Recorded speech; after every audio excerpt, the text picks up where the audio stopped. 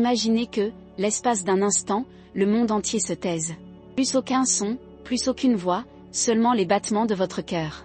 Et dans ce silence absolu, une sensation familière surgit, cette légère oppression dans la poitrine, cette sueur froide, cette hésitation qui paralyse votre corps. C'est à cet instant que la timidité se révèle, non pas comme un défaut, mais comme une présence ancienne, profonde, presque sacrée. La timidité est l'écho de quelque chose d'oublié, le murmure de l'inconscient qui tente de nous dire qu'il y a quelque chose en nous que nous n'avons pas encore appris à regarder. Carl Jung disait qu'en chaque être humain réside une part rejetée, bannie, qui abrite tout ce que nous craignons d'être. La timidité est l'un des aspects les plus subtils de cette ombre. Ce n'est ni de la lâcheté ni de la faiblesse, c'est le reflet de l'âme dans le miroir du monde. Le timide n'est pas quelqu'un qui ne sait pas agir, mais quelqu'un qui ressent trop. C'est quelqu'un dont l'âme perçoit le regard d'autrui comme une flamme trop intense pour être supportée.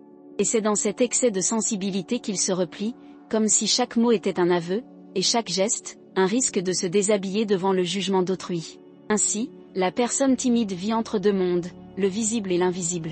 Dans le visible, elle parle peu, observe beaucoup et paraît petite. Dans l'invisible, dans son esprit, un tourbillon de pensées, de scénarios et d'émotions s'entremêlent comme les courants d'une rivière souterraine. Ce flux silencieux est le langage de l'inconscient, où résident les images éternelles que Jung appelait archétypes des forces universelles qui façonnent le comportement humain depuis la nuit des temps. Chez eux, la timidité se rapproche de l'archétype du gardien du seuil, celui qui se tient entre le héros et le portail de l'inconnu. C'est la peur qui empêche le passage, mais aussi l'avertissement que quelque chose de sacré l'attend de l'autre côté. L'âme timide se tient devant une porte symbolique. Chaque regard effrayant est une sentinelle, chaque silence gêné une épreuve. Le timide ne s'en rend pas compte, mais son inconfort est un rite de passage, une initiation voilée. Dans les temps anciens, l'apprenti magicien n'acquérait pas la connaissance sans être d'abord confronté à la peur. Il devait pénétrer seul dans la caverne, affronter l'obscurité et découvrir que le monstre qui y vivait était en réalité une partie de lui-même. La timidité est cette caverne. C'est la peur d'exister devant les autres, la terreur d'être vu avec toutes nos imperfections exposées. Mais Jung nous rappelle, tout ce que nous nions en nous-mêmes finit par nous dominer. En fuyant la honte, elle grandit silencieusement et devient notre maître. La première étape n'est donc pas de combattre la timidité, mais de l'écouter.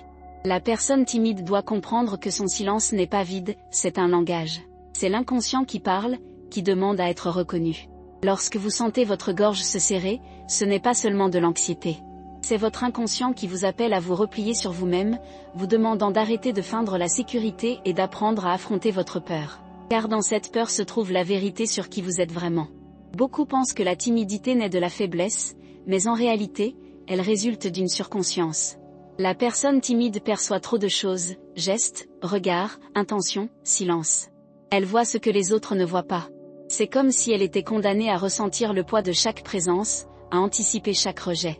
Cette sensibilité est à la fois un don et une malédiction. C'est la même force qui fait de l'artiste un créateur, du sage un observateur et du visionnaire un solitaire. La différence réside dans la manière dont chacun utilise cette énergie. Pour Jung, l'âme humaine est un champ de tensions opposées. D'un côté, l'ego, en quête de contrôle, d'approbation et de sécurité. De l'autre, l'inconscient, en quête d'expansion, de risque et de vérité. La timidité est le conflit entre ces deux pôles. C'est l'ego qui tente de protéger le corps de la douleur, et l'inconscient qui tente de libérer l'âme de sa prison. Ce combat intérieur est ancien, aussi vieux que l'humanité elle-même. Et chaque personne qui a un jour eu peur de s'exposer, chaque voix qui a hésité avant de dire « bonjour », revit le même drame archétypal millénaire, la peur du rejet qui a chassé Adam du paradis, la même peur qui a fait hésiter Prométhée avant de voler le feu aux dieux. La timidité est donc un vestige de ce feu sacré. Elle naît de la conscience qu'être vu, c'est aussi être vulnérable. C'est le prix à payer pour avoir un soi. Les animaux ne sont pas timides par manque de conscience d'eux-mêmes. Seuls les humains, se percevant comme des individus distincts, ressentent l'inconfort d'être observés. C'est à ce moment que naît le soi et avec lui, l'ombre.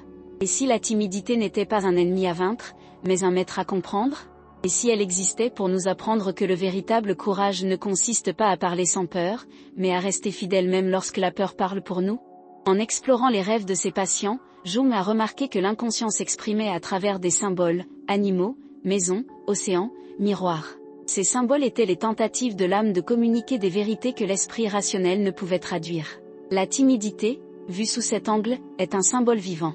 Elle représente le moment où l'inconscient s'approche de la conscience, mais où l'ego n'est pas encore prêt à la recevoir.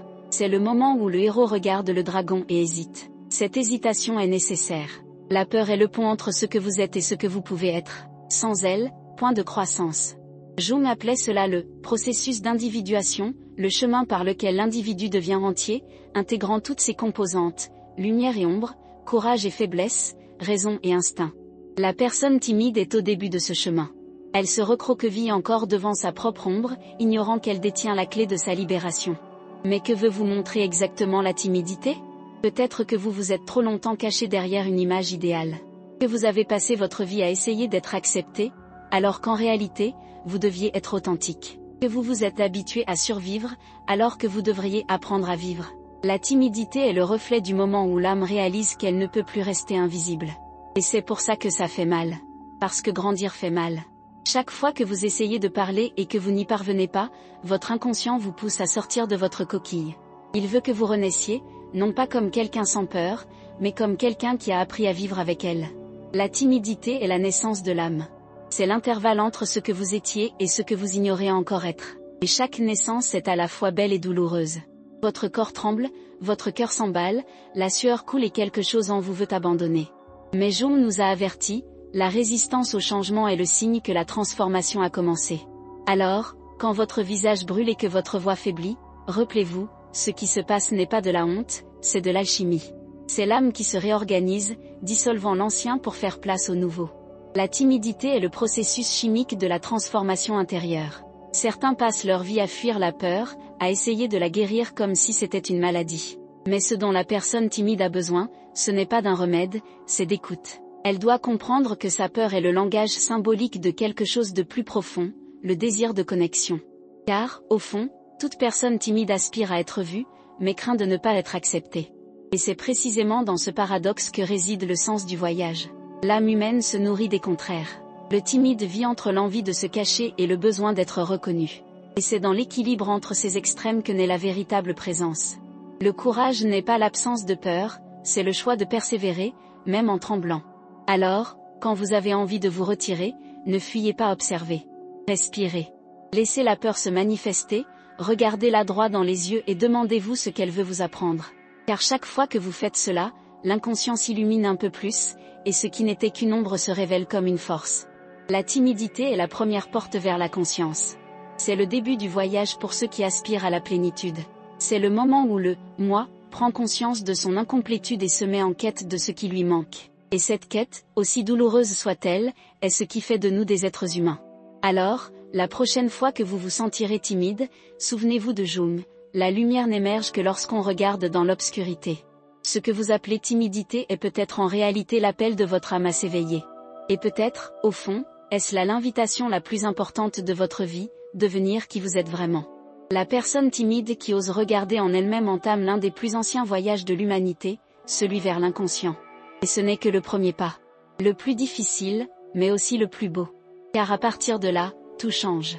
La peur commence à parler un nouveau langage, et la honte, autrefois ennemie, devient un guide. Et ainsi, sans s'en rendre compte, l'homme qui tremblait autrefois devant le regard des autres commence à découvrir quelque chose que le monde entier avait oublié, que le véritable courage ne consiste pas à dominer les autres, mais à se comprendre soi-même. Et c'est précisément ici, dans cet instant de reconnaissance silencieuse, que l'ombre sourit pour la première fois. Car elle sait, le héros l'a enfin vu. Et une nouvelle histoire est sur le point de commencer. Il y a des moments dans la vie où le silence n'est pas un choix, mais une conséquence. La gorge sèche, les pensées s'emballent, le corps tremble et le monde entier semble nous observer. C'est la scène invisible qui se répète chaque jour dans le cœur de milliers de personnes. Au café où l'on hésite avant de demander ce qu'on veut. Dans la salle de classe où la réponse est coincée entre les lèvres. À la fête où le corps veut danser, mais où l'âme se rétracte. Ces petits instants révèlent un drame profond, la lutte entre la peur et le désir d'exister. Et c'est précisément là que commence le deuxième acte de ce voyage, l'éveil du héros intérieur. Carl Jung croyait que chaque personne porte en elle un ensemble de forces archétypiques, des images universelles qui façonnent nos actions et nos sentiments. L'une de ces forces est l'archétype du héros, l'énergie qui nous pousse à surmonter la peur et à trouver du sens. Mais le héros ne n'est pas prêt. Il n'est timide, hésitant et peu sûr de lui. Le courage est le fruit du cheminement, non le point de départ. C'est pourquoi toute personne qui tente de surmonter sa timidité répond, en réalité, à un appel ancestral. Avez-vous déjà remarqué à quel point la vie semble parfois nous provoquer ? C'est comme si quelque chose d'invisible créait des situations qui nous forcent à agir, même lorsque tout en nous hurle à la fuite. C'est une rencontre où l'on a besoin de parler et où l'on ne peut reculer. Une conversation qui nous force à exprimer nos sentiments. Une opportunité qui exige une présence. Jung appelait cela la synchronicité, des événements qui semblent fortuits, mais qui sont en réalité des messages symboliques de l'inconscient. Chaque défi qui nous confronte à la peur est une invitation de l'âme à grandir. Un homme, par exemple, pourrait passer des années à croire que sa timidité n'est qu'un trait personnel, quelque chose d'immuable. Il évite de parler en public, de rencontrer de nouvelles personnes et se dit qu'il est né comme ça. Mais un jour, par hasard, quelqu'un l'encourage à tenter quelque chose de simple, exprimer son opinion lors d'une réunion, regarder quelqu'un qu'il admire dans les yeux. Et lorsqu'il le fait, il réalise qu'il a survécu. Il n'a été ni rejeté, ni humilié. Le monde ne s'est pas effondré. Quelque chose en lui change. C'est infime, presque imperceptible, mais c'est le premier pas. L'âme le reconnaît, il est possible de traverser. Jung disait que la vie nous place sans cesse dans les mêmes situations jusqu'à ce que nous comprenions ce qu'elles essaient de nous apprendre. Par conséquent, la timidité a tendance à se répéter comme un cycle. Chaque fois que vous fuyez une opportunité, votre inconscient enregistre le message, le danger à gagner. Et il renforce ce schéma, créant un mur autour de votre ego. Mais lorsque vous agissez, même en tremblant, même avec incertitude, votre cerveau réécrit l'histoire. Votre inconscient comprend, je peux gérer ça. Cette petite victoire devient un symbole. Mais la timidité cache quelque chose de plus profond, la peur du rejet, au fond, la peur de perdre l'amour. Dès l'enfance, on nous apprend que l'acceptation est une question de survie. Lorsqu'un parent est trop critique, que l'école se moque de nous, que l'amour est refusé, l'âme apprend que se montrer est dangereux. L'ego crée alors un masque, l'archétype de la persona, une version socialement acceptable de nous-mêmes. La persona nous protège, mais elle nous emprisonne aussi. Elle nous empêche de vivre authentiquement. La personne timide sent le poids de sa persona se fissurer. Elle sait que quelque chose en elle doit se révéler, mais elle craint que le monde n'accepte pas cette vérité. C'est le même dilemme auquel chaque héros est confronté avant un voyage, quitter la sécurité du connu et plonger dans le chaos de l'inconnu. La vie, cependant, ne vous demande pas si vous êtes prêt. Elle vous pousse simplement.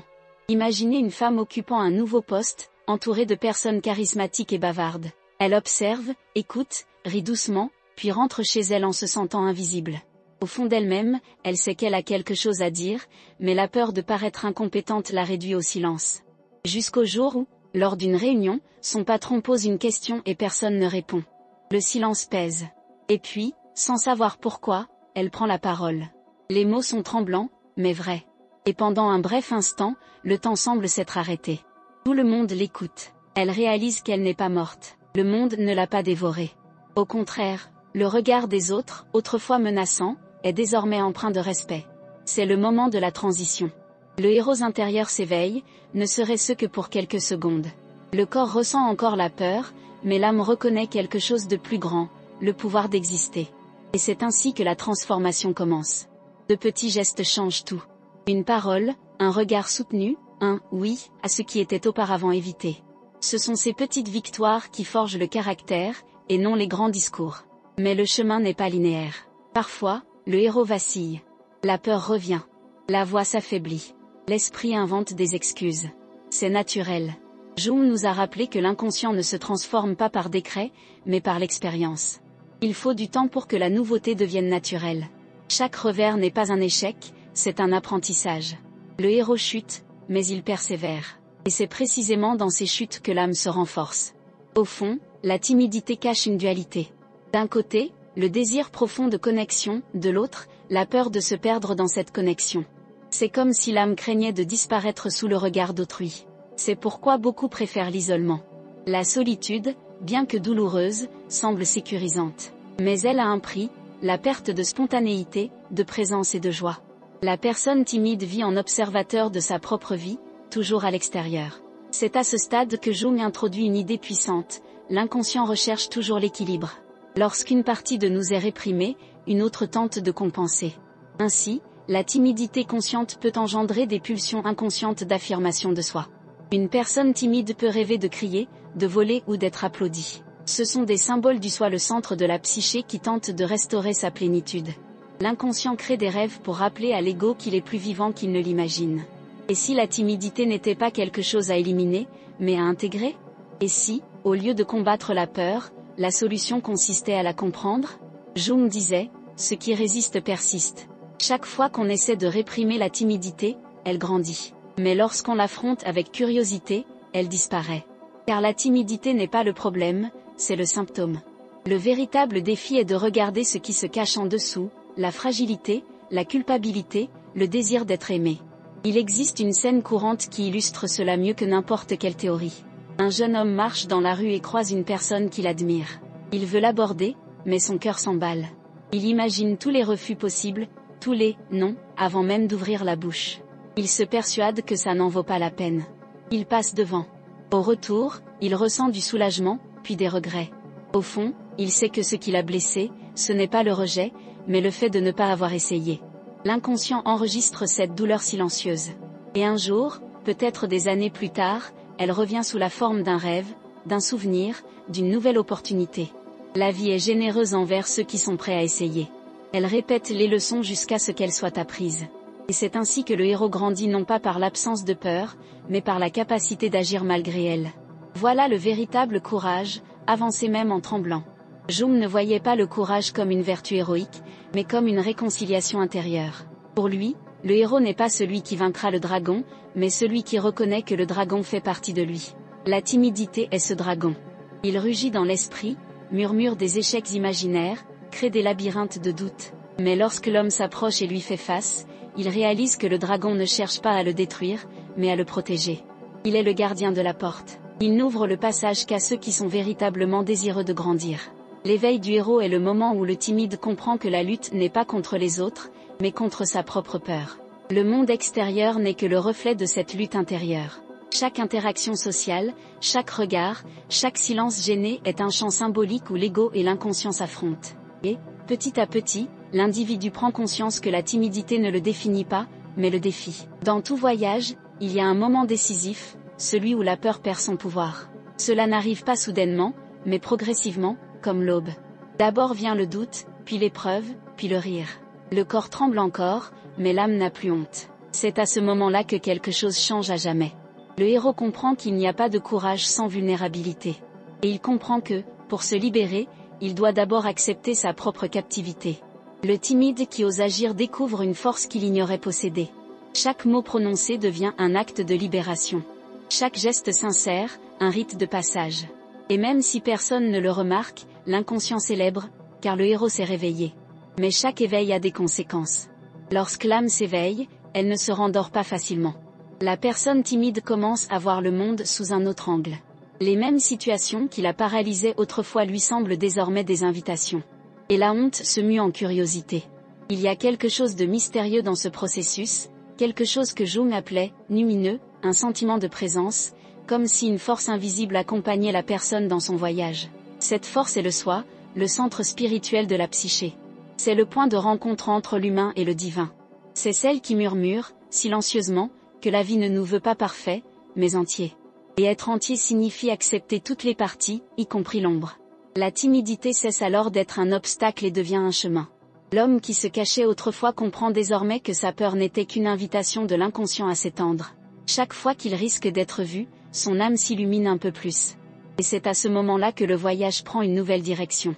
Car le héros qui s'éveille comprend que la véritable bataille ne réside pas dans les mots non prononcés, mais dans le silence qui les soutient. La timidité, une fois comprise, révèle quelque chose de plus grand, le pouvoir de transformer la peur en présence et la douleur en sang. Ce qui était autrefois faiblesse devient un portail. Ce qui était autrefois honte devient connaissance de soi. Et la personne timide découvre que la vie ne l'invite pas à être quelqu'un d'autre, mais à être vrai. Et ainsi, pas à pas, l'homme qui se croyait petit commence à marcher avec une posture différente. Son regard se lève, sa voix s'amplifie, et une certitude grandit en lui, la peur n'a pas disparu, mais elle marche désormais à ses côtés, non plus comme une ennemie, mais comme un guide.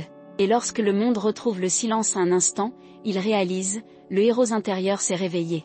Et l'appel qui l'effrayait autrefois l'attire désormais.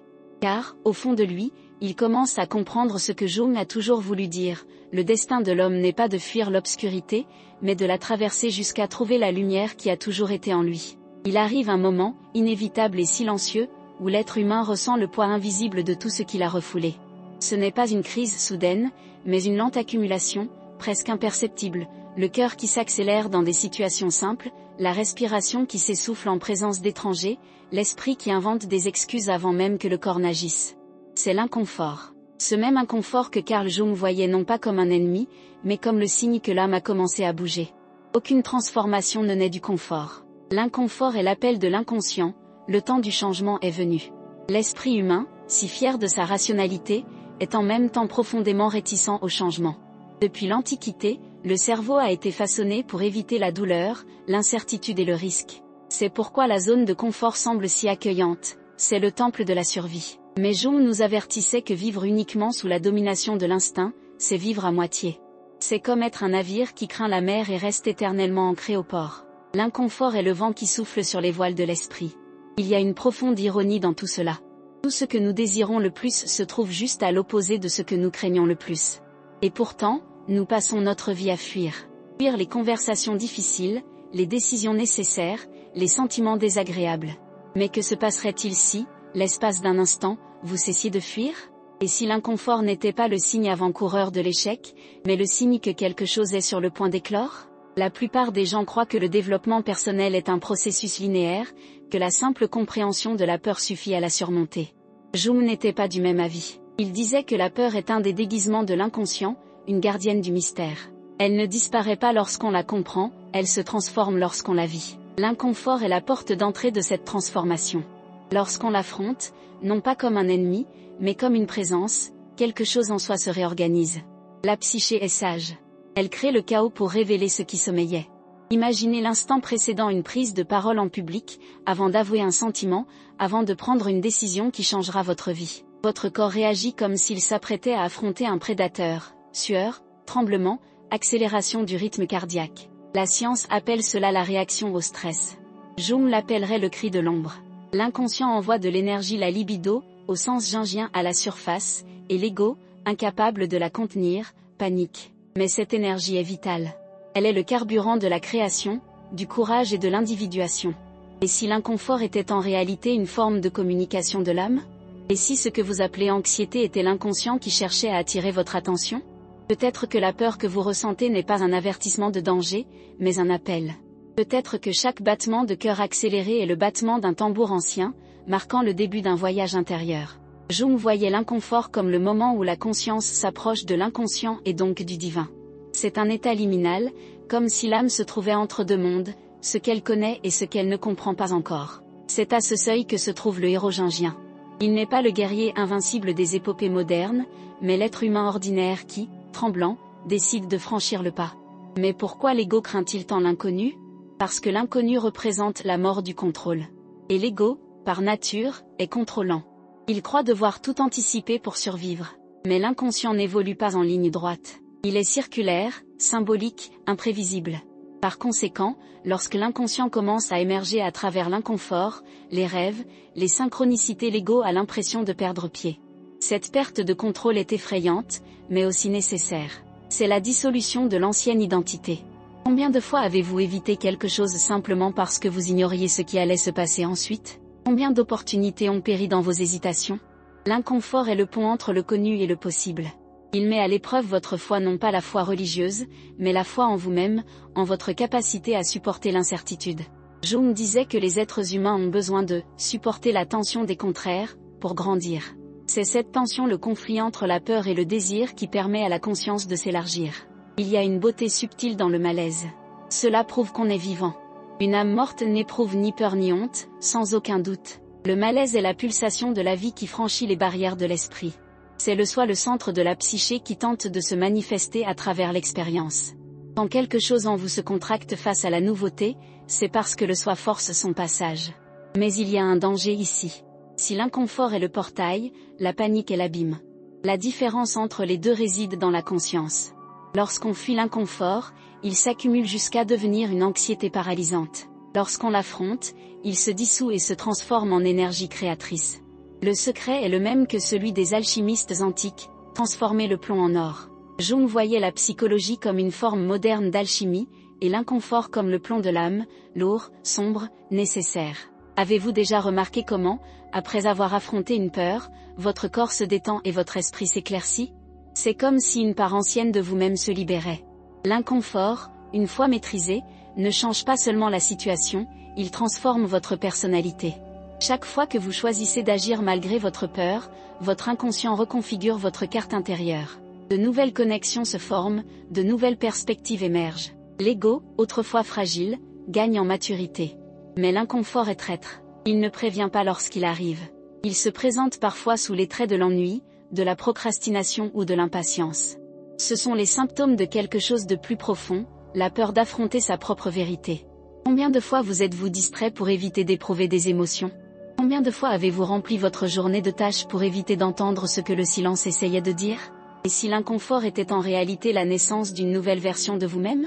Et si ce sentiment de dislocation, d'étrangeté, d'inadéquation était le signe que votre âme grandit? Aucune naissance n'est douce. Chaque expansion s'accompagne de douleur. Le cocon est confortable, mais le papillon n'existe que parce qu'un jour, il s'est brisé. Pour Jung, l'inconfort est l'équivalent psychologique de l'accouchement. La psyché doit passer par des contractions pour donner naissance à la conscience. En supportant l'inconfort sans fuir, quelque chose en soi mûrit. On commence à distinguer la peur réelle de la résistance symbolique. On apprend à être présent.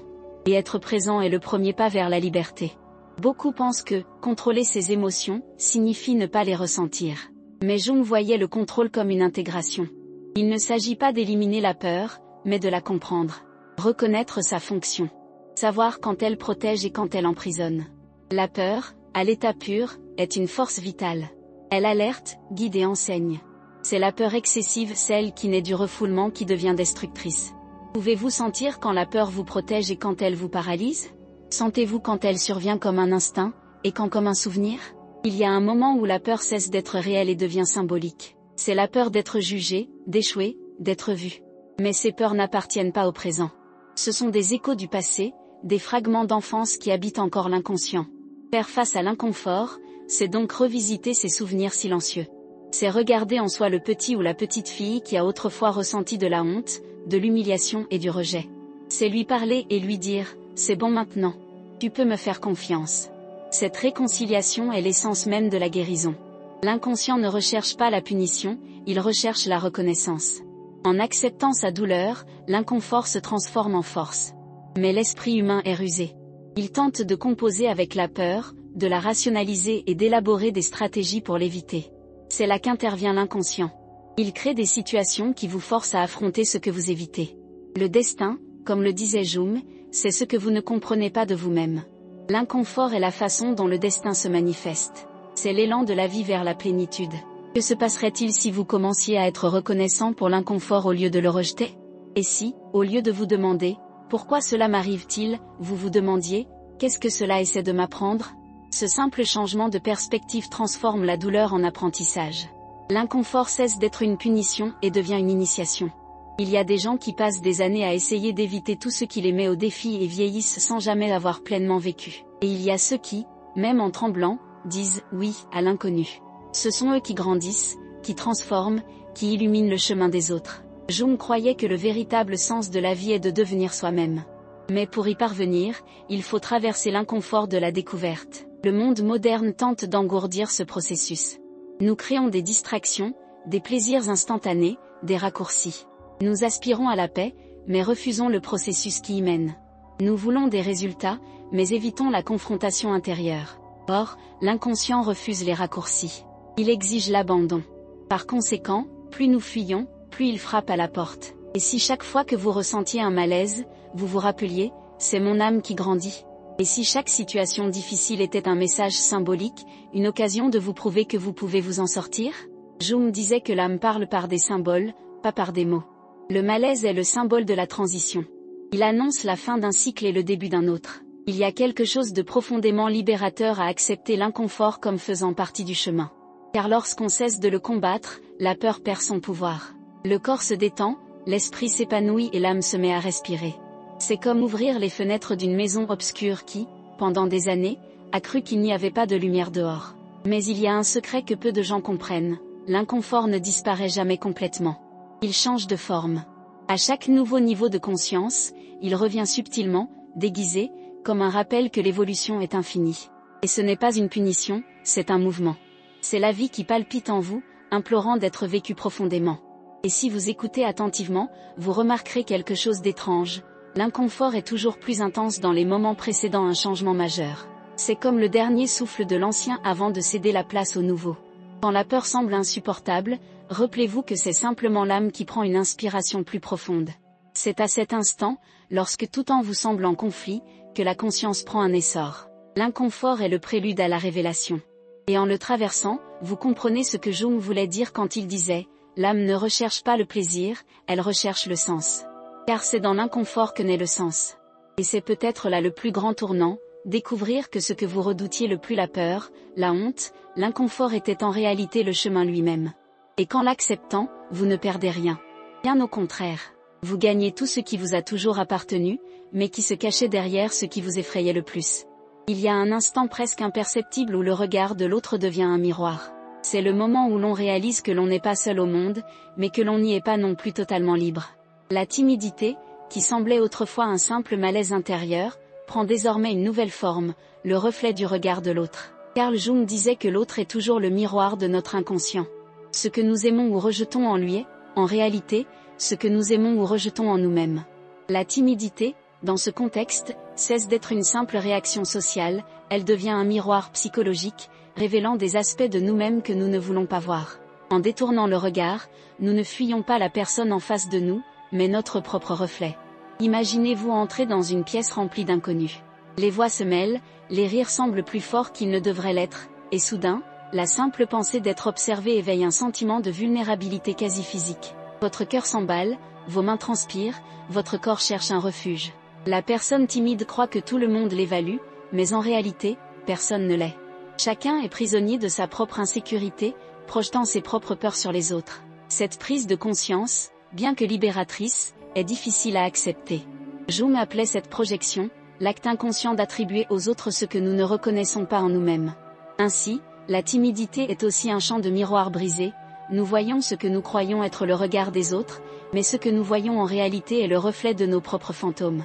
Jung raconta un jour le cas d'un jeune médecin qui, malgré son génie, était incapable de parler en public. Lors des consultations, il tremblait à l'idée d'expliquer des diagnostics simples et avait honte même de signer des comptes rendus. Après des mois d'analyse, Jung comprit que le problème ne résidait pas dans l'exposition en elle-même, mais dans la croyance inconsciente que être vu équivalait à être jugé. Cet homme avait grandi sous le regard sévère de son père, qui ne le félicitait jamais, mais le corrigeait. Son esprit s'était imprégné de l'idée que chaque regard était une punition. La timidité était donc la défense d'un enfant encore effrayé, désormais revêtu d'une blouse d'adulte. Lorsque le patient finit par reconnaître ce souvenir et en comprit la portée symbolique, quelque chose se dissipait. La peur ne disparut pas, mais elle perdit son pouvoir de contrôle.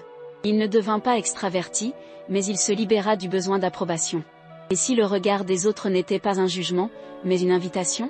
Et si chaque fois que quelqu'un vous regardait, l'univers vous demandait de vous montrer un peu plus, non pas pour être accepté, mais pour être reconnu ?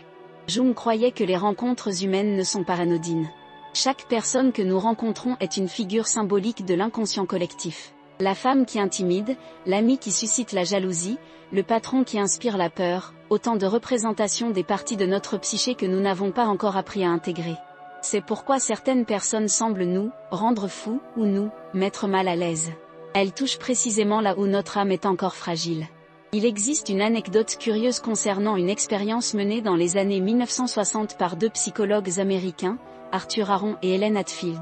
Ils ont placé deux inconnus l'un en face de l'autre et leur ont demandé de maintenir un contact visuel pendant 4 minutes sans détourner le regard. La plupart ont ri, d'autres se sont sentis gênés, mais quelque chose d'inhabituel s'est produit.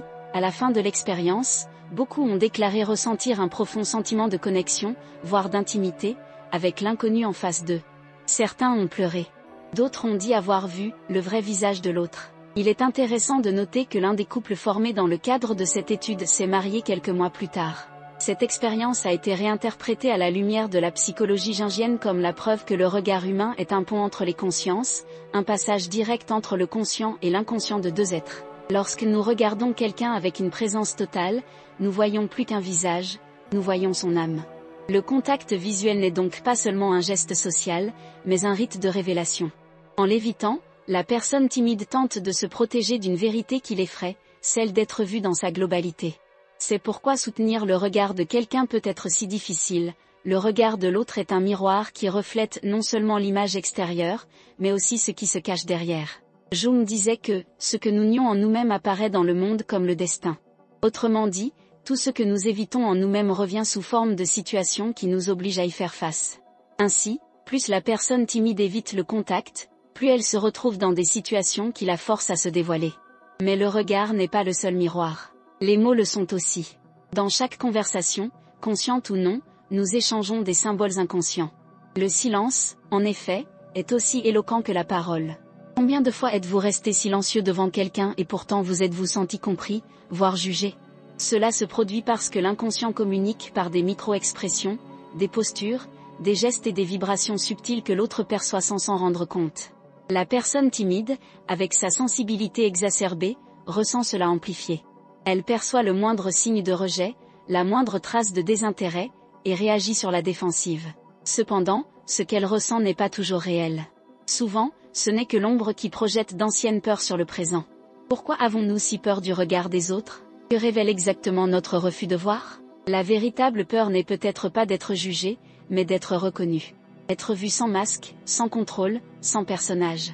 Jung disait, le masque social est nécessaire, mais dangereux quand on oublie qu'il n'est qu'un masque. Le personnage est le rôle que nous jouons pour être accepté, le professionnel, l'ami sympathique, le fils exemplaire. Mais plus nous l'utilisons, plus nous nous éloignons du soi, notre véritable centre. La timidité naît lorsque le poids de ce masque devient insupportable. C'est l'ego qui tente de protéger une identité qui ne tient plus. Il y a quelque chose de profondément symbolique à regarder le sol en parlant à quelqu'un. C'est comme si le corps exprimait ce que l'âme ne peut pas encore admettre, je ne suis pas prêt à être vu. Et c'est normal.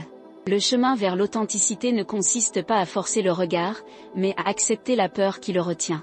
La personne timide doit apprendre que l'inconfort face au regard d'autrui est le terrain d'entraînement de l'âme. Chaque fois qu'elle soutient son regard une seconde de plus, elle affaiblit l'emprise de la personne et renforce le soi. Jung disait, nous ne nous trouvons pas dans les livres ou les théories, mais dans le vécu. Et l'une des expériences les plus transformatrices est peut-être de réaliser que l'autre n'est pas un ennemi, mais un miroir. Le collègue qui vous intimide, l'inconnu qui vous donne des sueurs froides, le public qui semble menaçant, autant d'expressions extérieures de ce que vous n'avez pas encore reconnu en vous-même. Le monde extérieur est une projection du monde intérieur. Lorsque vous changez votre perception de vous-même, celle des autres change aussi. Il existe un fait peu connu à propos de Jung, il croyait que certaines rencontres humaines avaient une nature quasi magique. Il les appelait « coïncidences significatives » ou « synchronicité ». Des personnes qui apparaissent exactement au moment où nous en avons besoin, des situations qui se répètent jusqu'à ce que nous en tirions la leçon, des phrases que nous entendons au moment précis où nous cherchions une réponse. Pour lui, rien de tout cela n'est une coïncidence. L'inconscient collectif communique à travers ces événements, et la timidité est souvent l'obstacle qui empêche l'âme d'entendre ces signaux. Lorsque nous vivons dans la peur de l'interaction, nous bloquons la possibilité d'être les instruments de ce mystérieux flux de vie. Et si la personne qui vous intimide le plus aujourd'hui était précisément le symbole choisi par l'univers pour vous libérer? Et si le malaise qu'elle vous cause était le reflet le plus fidèle de ce qui a encore besoin de guérison en vous? Chaque regard qui vous fait hésiter, en réalité, une invitation à la découverte de soi. Chaque silence qui vous contraint est une occasion d'entendre ce qui se cache derrière les mots. On rapporte des cas de patients qui, après des années de sevrage, ont connu des changements radicaux en comprenant cela. L'un d'eux, un professeur d'université, souffrait de crises d'angoisse à chaque fois qu'il entrait en classe. Il craignait les expressions neutres des étudiants, qu'il interprétait comme du désintérêt. Jung aurait dit qu'il ne voyait pas les visages des étudiants, mais ceux de ses propres jugements intérieurs. Lorsque le professeur commença à imaginer que ses regards n'étaient pas des menaces, mais simplement des présences humaines, quelque chose changea. Il commença à percevoir de la curiosité là où il avait auparavant perçu du mépris. La peur se transforma en connexion. Le monde est finalement ce que nous croyons qu'il est. Et ce n'est pas une métaphore poétique, mais une observation psychologique. L'inconscient filtre la réalité selon ce qu'il croit être vrai. Si vous croyez que tout le monde vous juge, votre corps réagira comme si c'était réel. Si vous croyez que le monde est le miroir de votre état intérieur, alors chaque regard devient une expérience d'apprentissage. Mais il y a quelque chose de plus profond et de plus surprenant dans tout cela. De récentes études en neurosciences confirment ce que Jung avait pressenti il y a un siècle, les cerveaux humains se reflètent littéralement. Ils appellent ces cellules des neurones miroirs, des cellules qui s'activent de la même manière lorsque nous accomplissons une action et lorsque nous voyons quelqu'un d'autre la réaliser. C'est pourquoi la peur est contagieuse, tout comme le rire et la confiance. La personne timide, en évitant le contact visuel, interrompt ce reflet naturel et s'isole de la résonance humaine. Elle se déconnecte du champ émotionnel collectif. Apprendre à soutenir un regard n'est donc pas seulement un acte social, c'est une façon de se reconnecter au réseau invisible qui unit toutes les consciences. Et si chaque interaction humaine était une chorégraphie secrète entre des inconscients? Et si ce que vous appelez intimidation n'était que la collision de deux mondes intérieurs qui n'ont pas encore appris à danser ensemble? Chaque rencontre est une possibilité de guérison. Chaque personne est une pièce du puzzle dont l'âme a besoin pour se comprendre. La personne timide qui commence à comprendre cela découvre quelque chose d'extraordinaire. Plus elle observe les autres avec empathie, moins elle ressent de peur. Car l'empathie est l'antidote à la timidité. Lorsqu'on passe de « que pense-t-il de moi ?» à « qui est cette personne en face de moi ?» l'énergie se transforme. Le regard, autrefois arme, devient pont. Le dialogue, autrefois menace, devient communion. La timidité ne disparaît pas, elle se transforme en présence.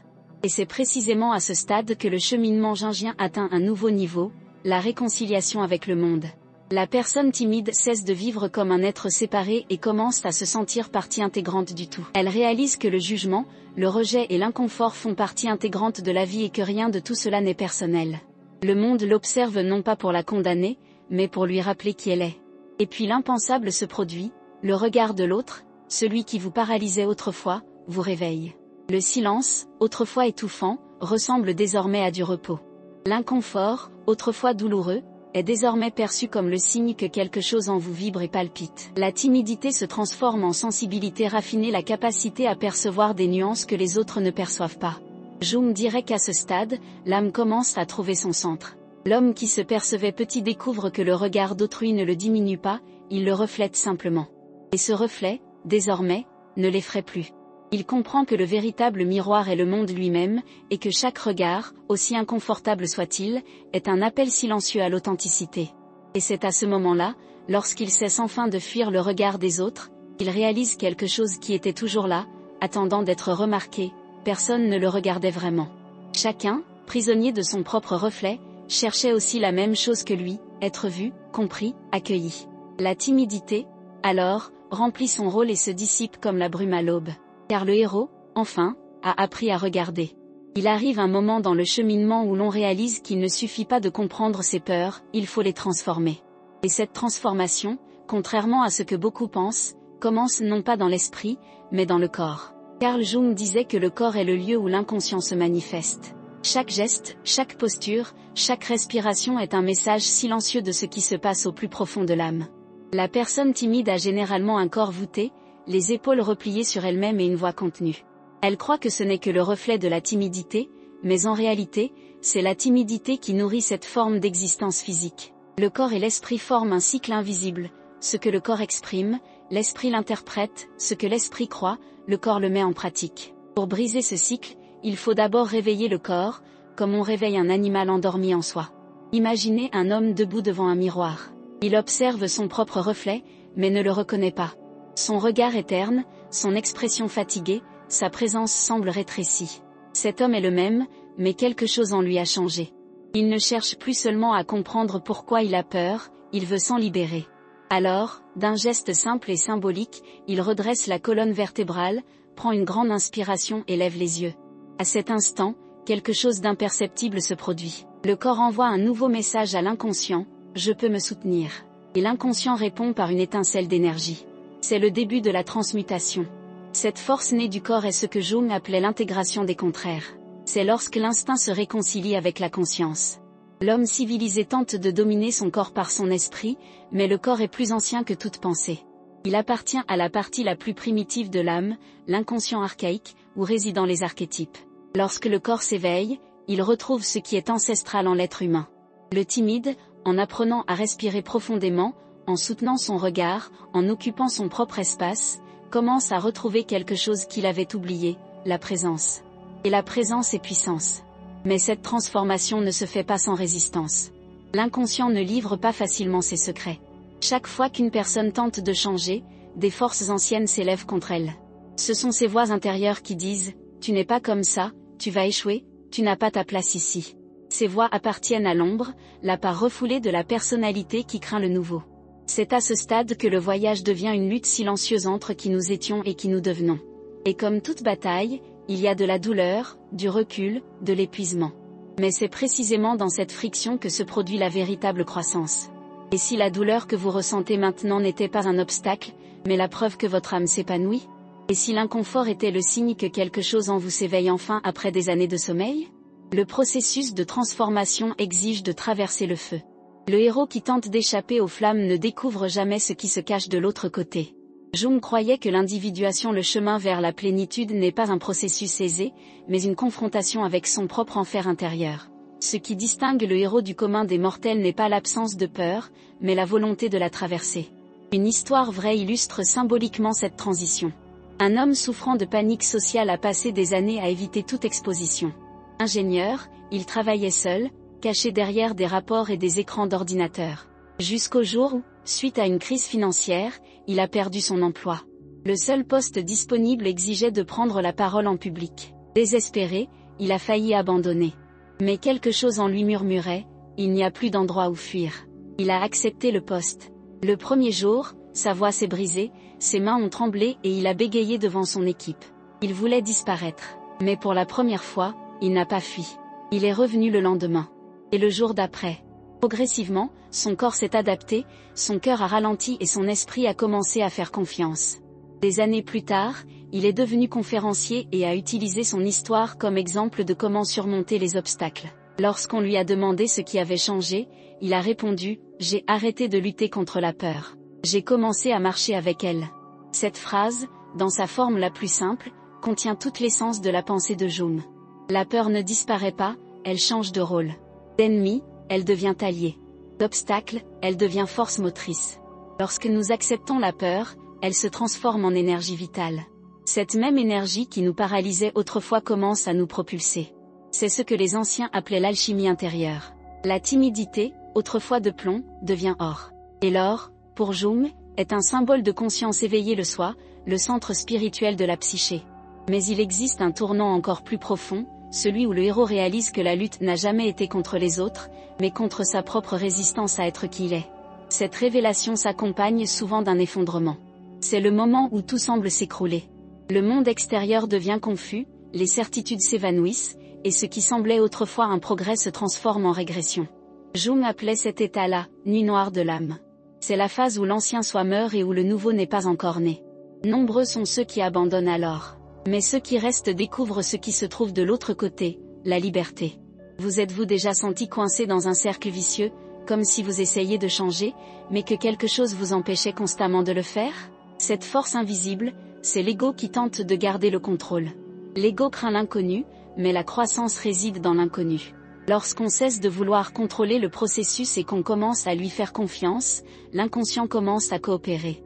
Des rêves révélateurs émergent, des coïncidences se produisent, des personnes apparaissent au bon moment. C'est le soi qui organise le chaos et nous ramène à l'équilibre. Il existe un aspect peu abordé du pouvoir de transformation du corps. Les recherches modernes démontrent que la posture influence l'état émotionnel. Lorsqu'une personne se penche, le cerveau interprète le danger et libère des hormones de stress. Lorsqu'une personne se lève, même quelques minutes, le corps produit des neurotransmetteurs liés à la confiance. Cela confirme l'intuition de Jung. Le corps est l'instrument de l'âme. Le changement physique est le premier pas vers le changement psychique. Ceux qui apprennent à occuper leur propre espace commencent aussi, symboliquement, à occuper leur destin. Mais il y a quelque chose d'encore plus curieux. La personne timide qui commence à s'exprimer physiquement, que ce soit par la parole, le mouvement, la respiration ou le regard, libère de vieux souvenirs émotionnels emmagasinés dans son corps. C'est pourquoi, parfois, le processus de guérison réveille des larmes sans raison apparente, ou une colère apparemment inexistante. Le corps emmagasine ce que l'esprit tente d'oublier. Lorsqu'on le réveille, il parle. Et cette parole n'est pas rationnelle, elle est primitive, ancestrale, profonde. C'est l'inconscient qui se libère. Et si chacun de vos gestes, conscients ou non, était une forme de prière? Et si lever la tête, respirer profondément et maintenir votre posture était votre façon de dire à l'univers, « Je suis prêt » ? Lorsque vous changez votre façon d'habiter votre corps, la réalité autour de vous change. Les autres vous perçoivent différemment, les opportunités se présentent à vous et le monde semble réagir. Ce n'est pas de la magie, c'est de la psychologie. Jung expliquait que l'inconscient collectif réagit à votre attitude intérieure. Le monde extérieur est une projection de votre énergie intérieure. Lorsque vous vous développez, la vie s'épanouit avec vous. Le processus de changement implique une tension inévitable, la peur de perdre ce que l'on était. Même lorsque l'ancien ne sert plus à rien, il reste familier. Et le nouveau, aussi prometteur soit-il, est incertain. C'est là que l'homme a besoin de courage, non pas celui d'être invincible, mais celui d'être vrai. Jung disait que, le plus grand courage est de s'accepter pleinement. La timidité devient alors le miroir qui révèle les zones d'acceptation encore inexistantes. Chaque peur est un point de résistance qui révèle les zones où l'âme n'est pas encore en paix avec elle-même. Certains disent que la vie se divise en un avant et un après, dès lors que l'on cesse de se cacher. Cette décision, bien que simple, a le pouvoir de changer le destin. La timidité cesse d'être une identité pour devenir un souvenir. L'énergie autrefois utilisée pour se protéger est désormais canalisée vers la création, la connexion et l'inspiration. La personne timide découvre que sa sensibilité, autrefois source de souffrance, est en réalité sa plus grande force. Elle perçoit des nuances que les autres ignorent, ressent des vibrations subtiles, comprend les silences. C'est une forme rare d'intelligence émotionnelle, née d'une observation profonde et d'une maîtrise de soi. Ce qui l'isolait autrefois la rend désormais plus humaine. Mais cette nouvelle prise de conscience ne se fait pas sans épreuve. Le monde semble mettre le héros à l'épreuve au moment même où il croit avoir gagné. Une situation nouvelle, plus difficile et plus intense, surgit. C'est le retour de l'ombre, l'ultime obstacle avant l'intégration finale. Jung disait que l'ombre est comme la queue d'une comète, quelle que soit sa distance, elle la suit. Lorsque le héros pense avoir atteint la lumière, l'inconscient lui envoie un ultime rappel, le chemin est sans fin.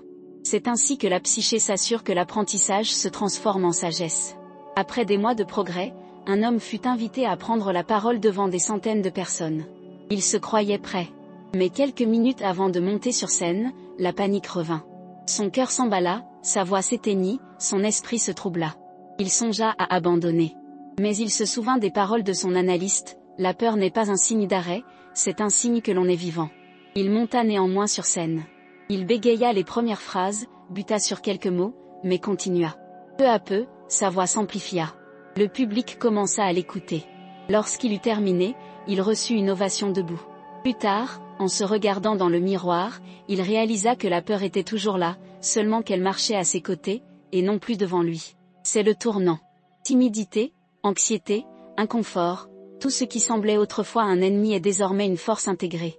La personne ne devient pas intrépide, mais plutôt quelqu'un qui connaît sa propre peur et la surmonte. La transformation jungienne consiste en ceci, l'union des contraires. La personne timide ne devient pas extravertie, elle devient entière.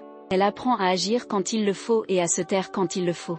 La conscience qui émerge de cette intégration est sereine et puissante. Et si notre vie entière n'était qu'une tentative de l'inconscient pour nous amener là? Et si chaque humiliation, chaque silence, chaque erreur était une leçon sur nous-mêmes? En regardant en arrière et en voyant les pièces se mettre en place, nous en comprenons le sens. La honte n'était pas une punition, c'était un entraînement. La peur n'était pas une faiblesse, c'était une énergie mal comprise. La timidité était le voile qui masquait le vrai visage de l'âme. Jung disait que, il n'y a pas d'éveil de conscience sans douleur. La souffrance est le feu qui purifie, la chaleur qui transforme la matière brute en quelque chose de nouveau. L'homme timide qui comprend cela ne cherche plus à éliminer la peur, mais à en tirer des leçons. Il réalise que ce qu'il appelait faiblesse était en réalité un appel à l'authenticité. Et c'est à ce moment-là que le héros cesse de se battre et commence à créer. La tension se dissipe. Ce qui relevait autrefois de l'effort devient naturel. Le corps, autrefois rigide, se meut avec aisance. L'esprit, autrefois anxieux, observe calmement. La vie, autrefois perçue comme une phase de menace, se révèle être un environnement d'apprentissage. Le héros jungien n'est pas celui qui conquiert le monde, mais celui qui se conquiert lui-même. Mais l'histoire n'est pas terminée. Il reste un dernier mystère, une vérité que le héros ne découvre qu'en regardant en arrière. La timidité n'a jamais été son ennemi. Elle a été la gardienne de sa sensibilité, le bouclier qui l'a protégé jusqu'à ce qu'il soit prêt à se révéler. Maintenant que son âme a mûri, le bouclier peut être déposé. L'homme va de l'avant, sans plus rien prouver à personne, mais simplement être. Et lorsque le monde, une fois de plus, le défiera comme toujours, il sourira sereinement. Il saura que la peur reviendra, comme toujours, mais cette fois, elle ne le dominera pas. La peur ne sera qu'un rappel qu'une vie palpite, qu'une âme est en mouvement. Et à cet instant, le héros comprendra ce que Jung voulait dire quand il disait que « le plus long voyage de l'homme est celui qui le mène à son propre intériorité ». La transformation est achevée, mais le voyage continue. La timidité disparaît, et à sa place émerge quelqu'un qui habite enfin son propre corps, parle avec sa propre voix et chemine avec son âme. Et ce n'est qu'un début, car chaque véritable éveil n'est que le début d'un nouveau cycle, celui de la liberté. Tout commence par le silence. Un bref instant, presque imperceptible, où le monde semble suspendu et où le corps tout entier perçoit quelque chose qui ne vient pas de l'extérieur, mais de l'intérieur. C'est l'instant où le voyage s'achève et, en même temps, recommence. Carl Jung disait que le but de la vie n'est pas la perfection, mais la plénitude. Et c'est cela la plénitude, l'intégration de tout ce que nous sommes, la rencontre entre la lumière et l'ombre, la peur et le courage, le corps et l'esprit. La timidité, qui autrefois semblait une prison, révèle aujourd'hui son véritable rôle, elle était la gardienne de la porte. L'obstacle n'était jamais l'ennemi, mais le maître. L'homme qui autrefois fuyait le regard des autres commence, peu à peu, à comprendre que le regard le plus important a toujours été le sien. Il passe des années à essayer de s'échapper, à masquer sa peur sous des excuses, à attendre le moment, le contexte, le lieu propice. Mais il n'y a pas de meilleur endroit que maintenant. Car c'est le seul moment où la transformation s'opère. Tout ce que vous recherchiez, courage, confiance, liberté était toujours présent, latent en vous. C'était le soi, le centre lumineux de la psyché, attendant d'être reconnu.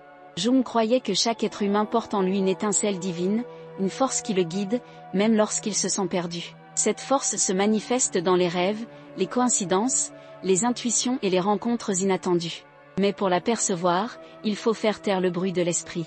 La personne timide vit prisonnière de ce bruit une voix qui la juge, la compare et la critique. C'est la voix de l'ego, gardien de la survie. Il craint le risque, l'erreur, le ridicule. Mais l'ego, aussi bruyant soit-il, n'est pas l'ennemi. Il est simplement la partie qui tente de nous protéger de la douleur. Lorsque l'ego et l'inconscient apprennent à coopérer, la peur se transforme en sagesse. Il y a quelque chose de profondément libérateur à comprendre qu'il n'est pas nécessaire d'éliminer la timidité pour bien vivre. Le chemin ne consiste pas à éliminer la peur, mais à faire la paix avec elle. Car la peur ne disparaît pas, elle change de fonction. Elle cesse d'être un frein et devient un guide. Elle indique la voie à suivre. Là où il y a la peur, il y a une possibilité d'évolution. Là où il y a l'inconfort, il y a la vérité. La personne timide qui apprend à vivre avec la peur devient invincible, non pas parce qu'elle ne la ressent plus, mais parce qu'elle comprend le sens de ce qu'elle ressent. Mais comment appliquer cela dans la vie pratique ? Comment transformer tout ce qui a été dit en actions concrètes, tangibles et quotidiennes ? La réponse commence par un geste simple, la présence. Être présent est le premier pas vers l'individualisation. C'est apprendre à respirer avant de réagir, à observer avant de juger, à écouter avant de répondre.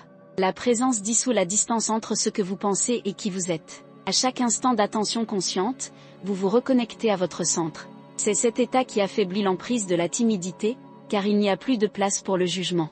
Seule l'expérience est présente. Essayez ceci dès maintenant. Inspirez profondément, fermez les yeux et sentez l'air entrer. Laissez-vous imprégner de votre corps, du poids de vos pieds, des battements de votre cœur. Ce corps est votre temple. Ce souffle est le fil qui vous relie à la vie. Chaque respiration est un rappel, vous êtes là, vous existez, vous appartenez à la vie. La peur se dissipe lorsque la conscience est ancrée dans le présent. Aucun passé ne peut vous paralyser lorsque le présent est pleinement vécu. Après la présence vient l'exposition. L'exposition est l'acte sacré de dire à l'inconscient, j'ai confiance en moi.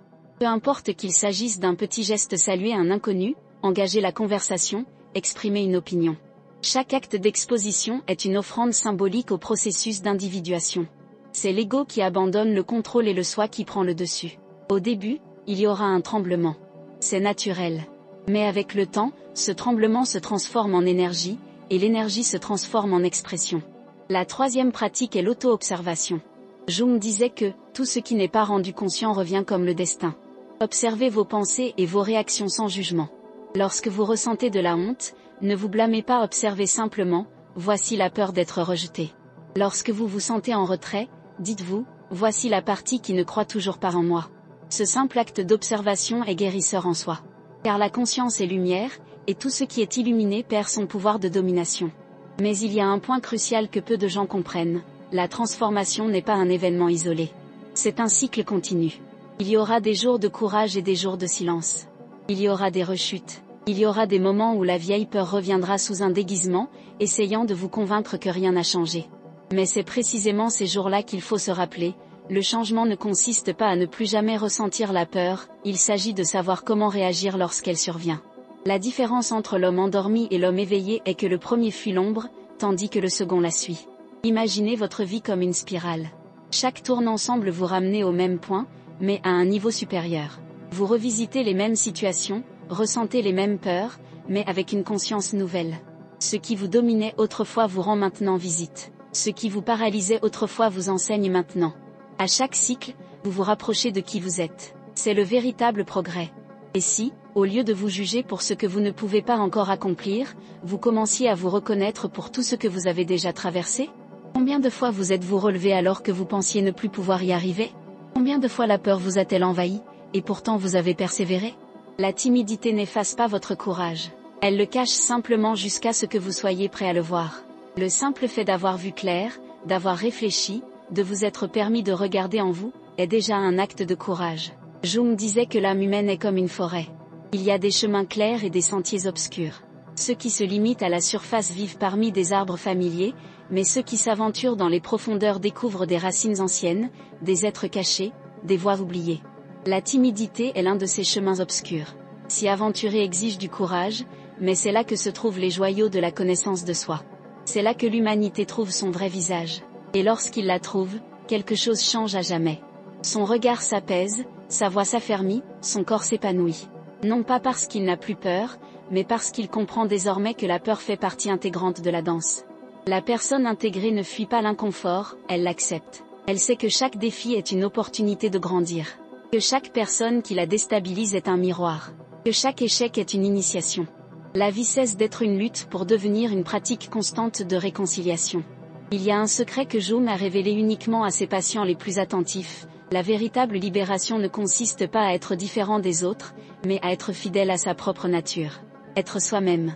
Le monde moderne nous apprend à feindre la confiance, à simuler la sécurité, à rechercher l'approbation. Mais l'âme ne recherche pas les applaudissements, elle recherche la vérité. La confiance authentique n'est pas une pause, c'est un état de paix intérieure. C'est la tranquillité de savoir que, même imparfait, on est suffisant. Cet état commence par de petits rituels. Se réveiller et prendre une grande inspiration avant de consulter son téléphone. Marcher le corps droit, non par fierté, mais par respect de soi.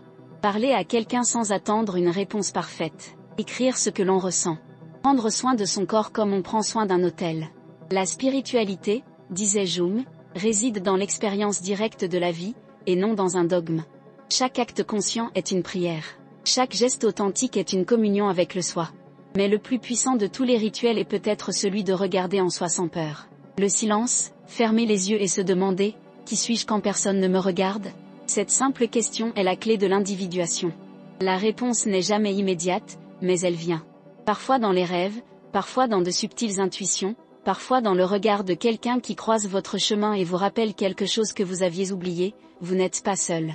Nous portons tous des peurs, nous avons tous des ombres. La différence, c'est que certains les fuient, tandis que d'autres les écoutent. Vous pouvez choisir de les écouter. Vous pouvez choisir de vivre avec la peur, de lui parler, d'en tirer des leçons. Vous pouvez transformer chaque instant d'inconfort en un exercice de présence.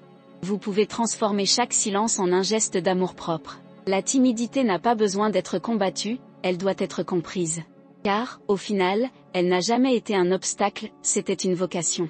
L'appel de l'âme qui demande à être pleinement vécu. Et c'est peut-être ce que Jung voulait dire lorsqu'il écrivait, qui regarde vers l'extérieur rêve, qui regarde vers l'intérieur s'éveille. Le timide qui s'éveille ne devient pas extraverti, il devient complet. Il comprend que la vie est faite d'opposés et que la véritable liberté naît lorsque nous cessons de choisir entre l'un et l'autre et commençons à les accepter tous les deux. Lumière et ombre, force et fragilité, silence et mots. Chaque chose a sa place. Maintenant, le chemin s'ouvre à vous. Il n'y a ni formule miracle, ni raccourci, juste des choix. Des choix simples, faits chaque jour, respirer, essayer, échouer, apprendre, recommencer. La peur continuera d'apparaître, mais vous ne serez plus jamais le même. Car maintenant, vous savez ce qu'elle est. Elle vous rappelle que vous êtes vivant, que vous grandissez, que vous êtes sur le point de franchir une nouvelle frontière. Et lorsque ce seuil est franchi, et que vous vous sentez plus présent, plus confiant, plus authentique, rappelez-vous d'où vous êtes parti, à ce moment où la peur semblait insurmontable. C'est là que naît le courage. C'est là que le timide devient un héros.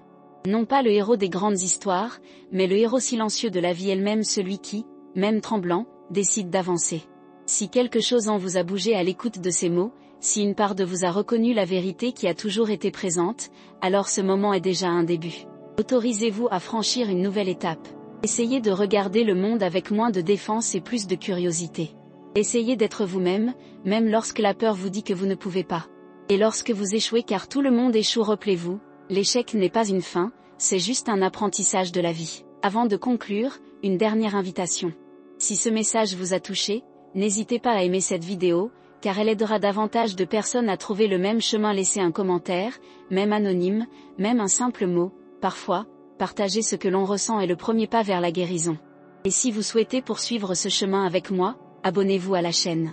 Il y a encore beaucoup à explorer, et peut-être qu'ensemble, nous pourrons continuer à éveiller ce qu'il y a de plus humain, de plus profond et de plus vrai en chacun de nous. Car le monde a besoin d'êtres humains entiers. Et votre voyage, ici, ne fait que commencer.